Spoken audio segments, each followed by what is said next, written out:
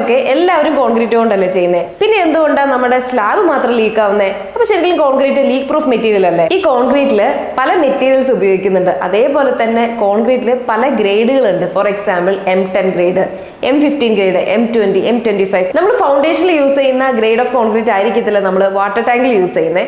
അതേപോലെ തന്നെ നമ്മൾ റൂഫ് സ്ലാബിൽ യൂസ് ചെയ്യുന്നത് ഡിഫറെന്റ് ഗ്രേഡ് ഓഫ് കോൺക്രീറ്റ് ആയിരിക്കും. നമ്മൾ ഓരോ പർപ്പസിന് വേണ്ടിയിട്ട് കോൺക്രീറ്റ് യൂസ് ചെയ്യുമ്പോൾ അതിലുപയോഗിക്കുന്ന മെറ്റീരിയൽസിന്റെ പ്രൊപ്പോർഷൻസ് ഡിഫറെന്റ് ആയിരിക്കും. അതേപോലെ തന്നെ നമ്മൾ ക്വാളിറ്റി കുറഞ്ഞ മെറ്റീരിയൽസ് ഒക്കെ യൂസ് ചെയ്യുന്നതുകൊണ്ടാണ് നമുക്ക് ഈ ഒരു വാട്ടർ ലീക്കേജിന്റെ ഇഷ്യൂ വരുന്നത്. നമ്മൾ കോൺക്രീറ്റിൽ സ്റ്റീൽ യൂസ് ചെയ്യുമ്പോൾ പല സൈസിലുള്ള സ്റ്റീൽ ആയിരിക്കും യൂസ് ചെയ്യുന്നത്. ചിലപ്പോൾ നമ്മൾ 10 mm സ്റ്റീൽ ആയിരിക്കും യൂസ് ചെയ്യുന്നത്, ചിലപ്പോൾ നമ്മൾ 12 mm സ്റ്റീൽ ആയിരിക്കും യൂസ് ചെയ്യുന്നത്. അപ്പോൾ ഈ സ്റ്റീല് മാറുമ്പോൾ അതനുസരിച്ചുള്ള കവർ തിക്നെസ്സും കൂടെ മാറുന്നുണ്ട്. വൈബ്രേറ്റർ നമ്മൾ കറക്റ്റ് ആയിട്ട് യൂസ് ചെയ്തില്ലെങ്കിൽ ഈ കോൺക്രീറ്റിനകത്ത് എയർ ബബിൾസ് നിൽക്കുകയും അത് ഭാവിയിൽ അതിലൂടെ വെള്ളം ഇറങ്ങി കോൺക്രീറ്റ് ലീക്ക് ആവാനും ചാൻസസ് കൂടുതലാണ്. ഇതൊന്നും കൺസിഡർ ചെയ്യാതെ നമ്മൾ കോൺക്രീറ്റ് ചെയ്യുമ്പോൾ അതൊക്കെ ഓരോരോ റീസൺ ആയിട്ട് വരും നമ്മുടെ സ്ലാബ് ലീക്ക് ആവാൻ.